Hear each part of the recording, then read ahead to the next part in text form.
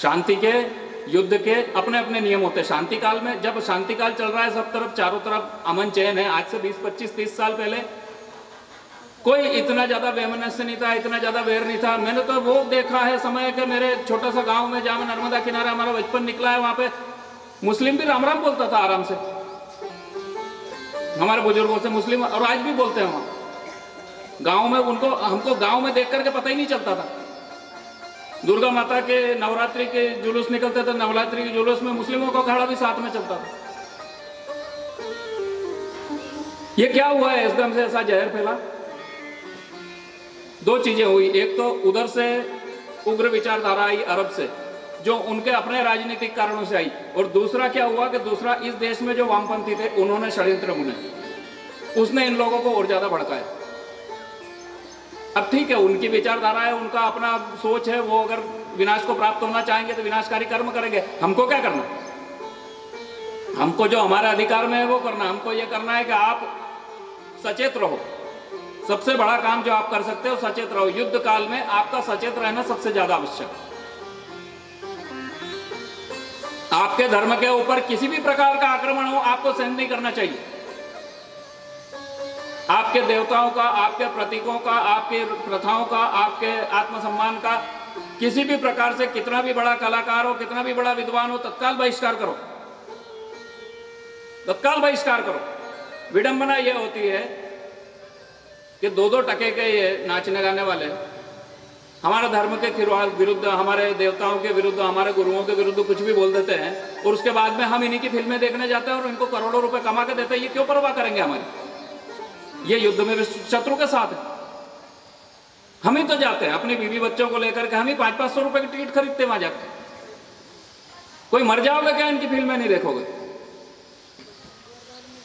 क्या आवश्यक है? जो तुम्हारी संस्कृति पे लगातार आघात कर रहा है, जो हमेशा ऐसी फिल्में बना रहा है कि जिसमें या तो तुम्हारा देवता अपमानित हो रहा है, या तुम्हारे कोई साधु संत अपमानित हो रहे हैं, या तुम्हारी संस्कृति कहीं से न कहीं से अपमानित हो रही है लगातार। यदि वो व्यक्ति या वो कलाकार या डायरेक्टर, उसका नाम भी आपको मालूम है, सिलेक्टेड है, वो झूठ ही दिखा रहे हैं, आपको भी पता है कि झूठ दिखा रहा है, क्यों देख रहे हो? मत देखो। आप अगर अपने जीवन से ज्यादा महत्वपूर्ण अपने मनोरंजन को मानते हो तो देखो, क्योंकि ये आपकी संस्कृति को नष्ट करने के षड्यंत्र है। ये युद्ध है,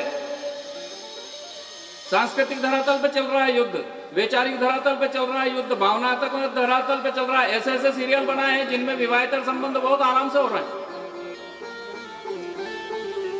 ऐसे ऐसे सीरियल बन रहे हैं टीवी पे, और अब तो सीरियल से आगे वेब सीरीज पे पहुंच गए, नए नए बच्चों को समझाने के लिए।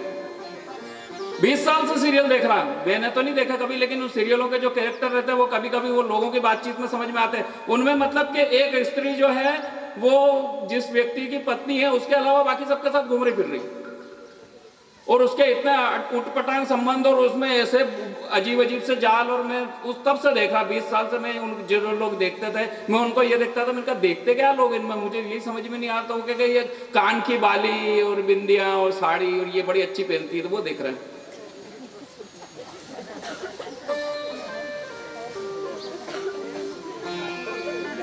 दुर्भाग्य इस देश का। जो कान की बाली देख रहे हैं, साड़ी देख रहे हैं, वो देख रहे हैं, उनका रूप रंग देख रहे हैं और उनकी अदाएं देख रहे हैं, वहां तक तो ठीक है, लेकिन जो कथा वो बता रहे हैं वो तुम्हारे अवचेतन में नहीं जा रही क्या? तुम्हारे अंतर्मन में वो कथा चुपके से नहीं घुसड़ रहे हैं, वो विष नहीं दे रहे हैं तुमको चुपके से। यूनिवर्सिटीज में प्रोफेसर बना के 1-1 लाख रुपए की तनख्वाह पे ऐसे लोग बिठाए हुए हैं जिनका काम है देश के बच्चों को पथभ्रष्ट करना, और वो इसी सरकार से तनख्वाह ले रहे हैं। सरकार अपने नियमों से बंधे होने के कारण उनको भगा नहीं सकती है, वो नक्सलाइट्स की मदद कर रहे हैं। आपके देश का जवान, आपके घर का बेटा सीआरपीएफ में भर्ती होगा और वहां पे उसके चिथड़े उड़ जाएंगे छत्तीसगढ़ में।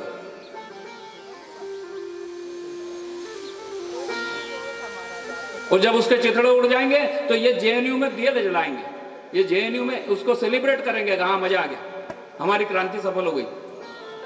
अब आप सोचो, आप युद्ध में नहीं हो, आप युद्ध के बाहर हो क्या? क्योंकि आपके घर तक नहीं आया इसलिए आप मान रहे हो कि आप शांति से जी रहे हो। और इस बात की क्या गारंटी है कि आप आज नहीं कल ये आपके घर नहीं आए। युद्ध अगर अवश्यंभावी हो, युद्ध अगर द्वार पर आकर के खड़ा हो जाए, तो एक राष्ट्र के हर व्यक्ति को योद्धा की भूमिका में आ जाना चाहिए, चाहे वो वृद्ध हो, चाहे बालक हो, चाहे गृहिणी हो, चाहे कुछ भी, जो अपने स्तर पर। कोई जरूरी नहीं आपको झांसी की रानी बनकर तलवार घुमाने का नहीं कह रहा हूं। मानसिकता तो रखो कि नहीं भाई, हमारे देश पे हमारे शत्रुओं का आक्रमण हुआ है, हमारे देश पे ऐसे ऐसे षड्यंत्र चल रहे हैं, हमको एकजुट होकर के इनका विरोध करना है। एकजुट होकर के इनका विरोध कब करोगे आप? जब आप इस देश को अपना देश मानोगे, इस संस्कृति को अपनी मां मानोगे।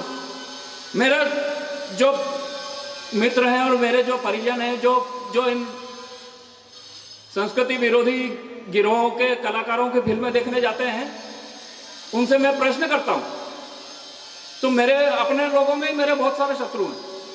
शत्रु हैं मतलब वो ज्यादा पसंद नहीं हूं मैं लोगों को। अमूमन तो मेरे से जरा उटपटांग आदमी है यार, कुछ भी बोल देता है। चक्कर क्या है, मैं क्या पूछता हूं उनसे? मैं पूछता हूं तुम फलाने कलाकार की फिल्म देखने गए, ठीक है? अच्छा एक बात बताओ कि तुम्हारे घर के पास में बहुत बढ़िया कलाकार रहता, बहुत अच्छा गायक रहता, बहुत अच्छा गाना गाता, बहुत अच्छी कविताएं लिखता, बहुत अच्छा लिखता है, और तुम्हारे बाप को और तुम्हारी माँ को अगर गाली देके जाए तो फिर तुम उसकी कविताओं की तारीफ करोगे? कर सकोगे? माताजी ने सही बोला भी, एक पढ़ रेप्टो।